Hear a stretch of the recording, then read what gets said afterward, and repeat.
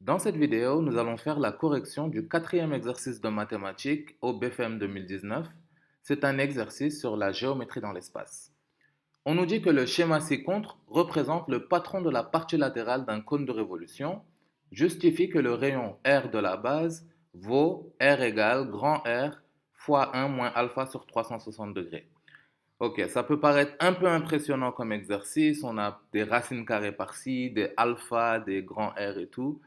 Mais on prend un peu de recul et on essaye de se rappeler de la base fondamentale de cet exercice, qui parle donc du patron d'un cône de révolution. Donc rappelez-vous que lorsqu'on a un cône de révolution comme celui-ci, le patron, c'est la version plane de ce cône de révolution qu'on peut déplier en un cercle de base et un disque latéral qui forme juste un morceau de ce cercle. Ce n'est pas un cercle complet, c'est un morceau de cercle. Et donc le patron d'un cône de révolution est formé par ce disque de base et par l'aire latérale qui est juste un morceau de cercle. Donc dans cet exercice, on nous a juste donné la partie latérale de ce cône de révolution et on veut en déduire le rayon petit r du disque de base. Pour ce faire, on va recopier l'aire latérale ici et attacher le disque de base de rayon petit r.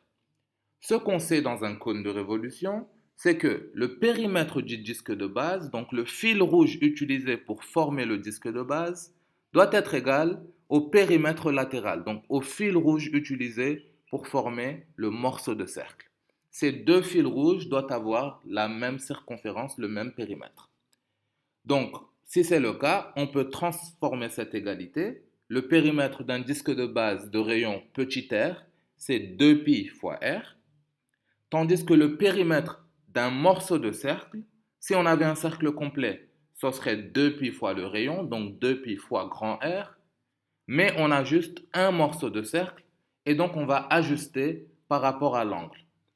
Quel angle vous pouvez demander, puisqu'on a deux angles ici. On a l'angle intérieur qu'on peut appeler bêta ici, mais on a aussi un angle extérieur qu'on nous a donné dans l'énoncé qu'on peut appeler alpha.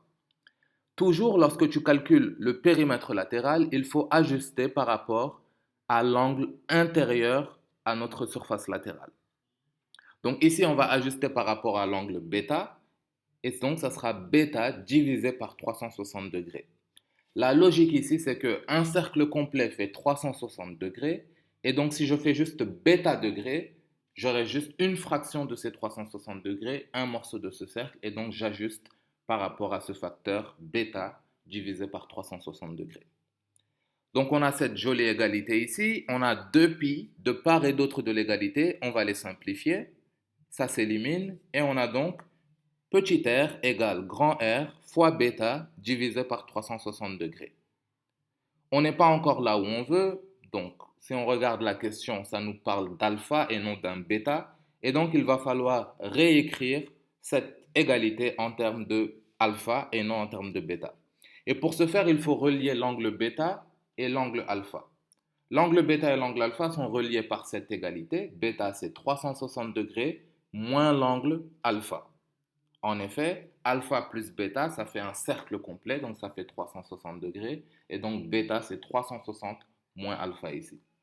Et donc dans mon égalité R égale R bêta divisé par 360 degrés, je remplace bêta par sa valeur de 360 moins alpha. Donc on a ici une égalité R multiplié par 360 degrés moins alpha, le tout sur 360 degrés. Ce que je vais faire, je vais écrire R et à l'intérieur de la parenthèse, je vais séparer cette division par 360 degrés, une pour 360 degrés et l'autre pour alpha. J'ai le droit de séparer le dénominateur lorsque j'ai une addition ou une soustraction au numérateur. Et qu'est-ce que ça nous permet de faire? On a R égale grand R multiplié par 360 sur 360 me donne 1 moins alpha sur 360 degrés. Et c'est bel et bien l'égalité qu'on nous a demandé de démontrer dans la première question. Pour la deuxième question, on nous dit de démontrer que la hauteur h du cône de révolution vaut h égale grand R, racine carrée de 1 moins alpha sur 360 degrés, le tout au carré. Encore une fois, un résultat qui peut paraître très impressionnant à première vue, mais on va juste l'attaquer naturellement et essayer de voir si on arrive à ce résultat. Donc pour ce faire, il faut se rappeler que quand on a un cône de révolution, voici donc la hauteur h en rouge, le rayon de base en noir et la génératrice R ici en bleu. J'ai mis la génératrice en R et non G, puisque dans l'exercice, on nous a donné une génératrice R, grand R ici. Et donc, on peut remarquer que la hauteur, le rayon de base et la génératrice forment un angle droit. Et donc, d'après le théorème de Pythagore, l'hypoténuse au carré, c'est la somme des deux autres côtés au carré. Donc, R au carré ici doit être égal à la hauteur au carré, H au carré, plus le rayon de base au carré, petit r au carré. Et donc, on peut utiliser ce fait pour en dériver une formule pour H au carré, qui est donc égale à grand R au carré moins petit r au carré. Donc, on va utiliser ce fait. H au carré, c'est R au carré moins petit r au carré.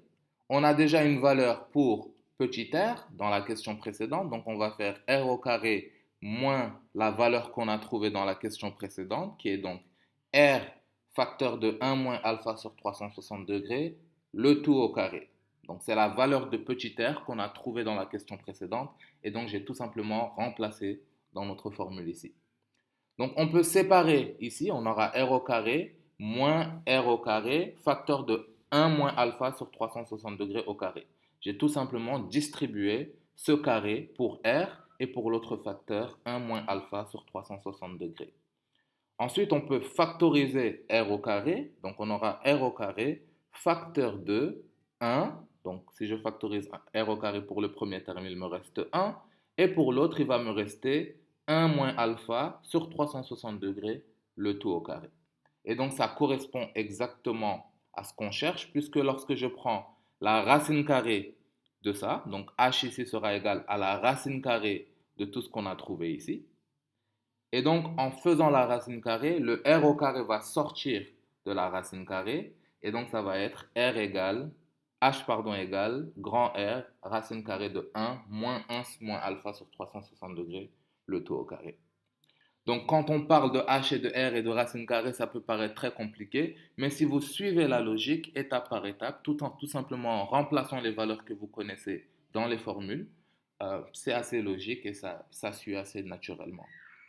Pour la troisième question, on nous dit d'exprimer l'aire du cône de révolution en fonction de R et de alpha. Donc voici donc le cône de révolution en question, donc le patron de ce cône de révolution. Et l'aire d'un cône de révolution, l'aire totale du cône de révolution, c'est égal à l'aire de base, en bleu ici, que je viens de colorer en bleu, plus l'aire latérale, donc que je viens ici de colorer en rouge. Donc on va additionner l'aire du cercle en bleu, plus l'aire du morceau de cercle en rouge, et on obtiendra l'aire totale de notre cône de révolution.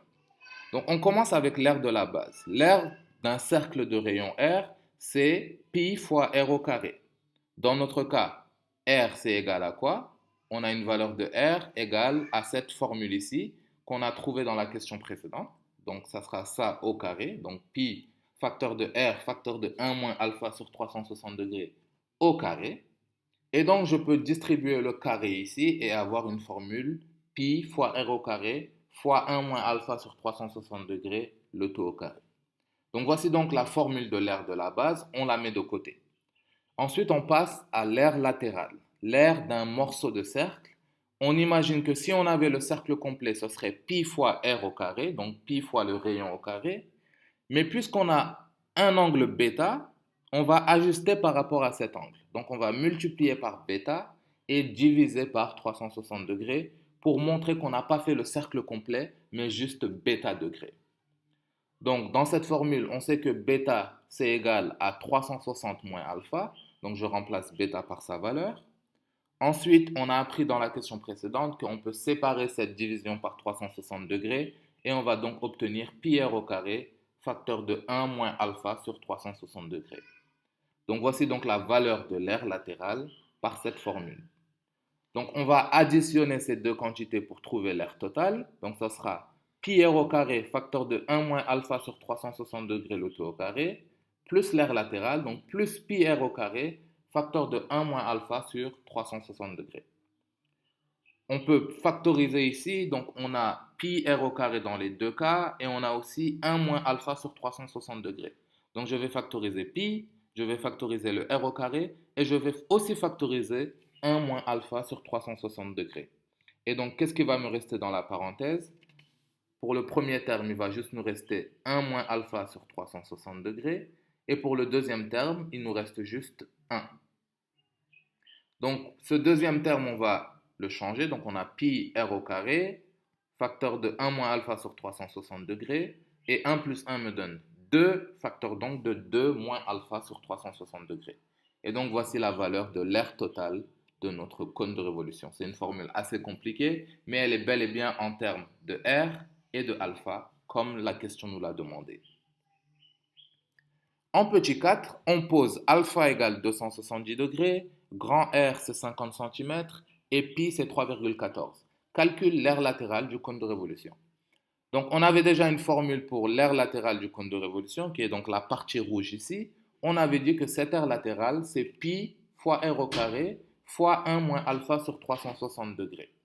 Et donc, on a ici les valeurs de alpha, de r et de pi. Il suffit juste donc de remplacer ça dans notre formule. Donc, on a 3,14 pour pi. Au lieu de r, on met 50.